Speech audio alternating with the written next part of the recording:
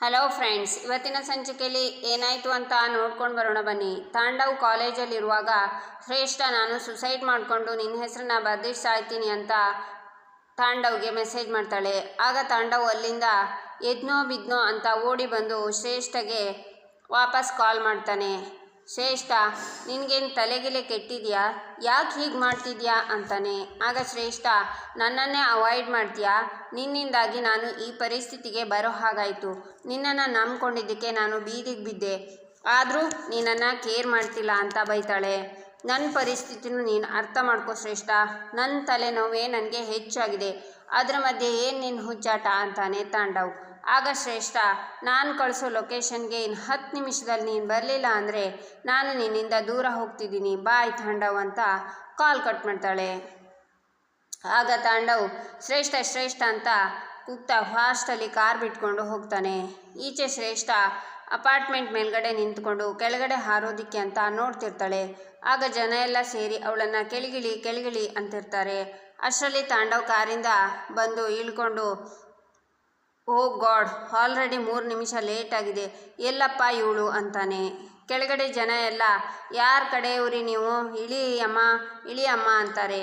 ಬೇಡ, ಹಾರಬೇಡಿ, ಇಳಿಯಮ್ಮ ಕೆಳಗಡೆ, ಸುಸೈಡ್ ಅಂದರೆ ತಮಾಷೆ ಅಂದ್ಕೊಂಡಿದ್ದೀರಾ, ಎಲ್ಲರೂ ಹೇಳ್ತಿಲ್ವಾ, ಇಳೀರಿ ಕೆಳಗಡೆ ಅಂತಾರೆ.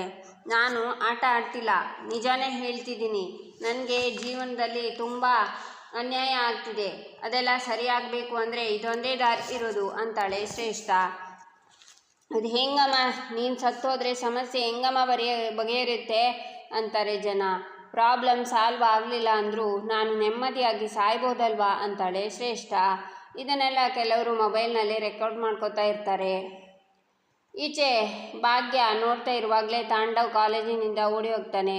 ಆಗ ಭಾಗ್ಯ ಇನ್ನೇನು ಮಾಡೋದು ಅಂತ ಪ್ರಿನ್ಸಿಪಾಲ್ ಹತ್ರ ನನ್ನ ಮಗಳಿಗೆ ದಯವಿಟ್ಟು ಇಲ್ಲೊಂದು ಅವಕಾಶನ ಕೊಡಿ ಅಂತ ಕೈ ಮುಗಿದು ಬೇಡ್ಕೋತಾಳೆ.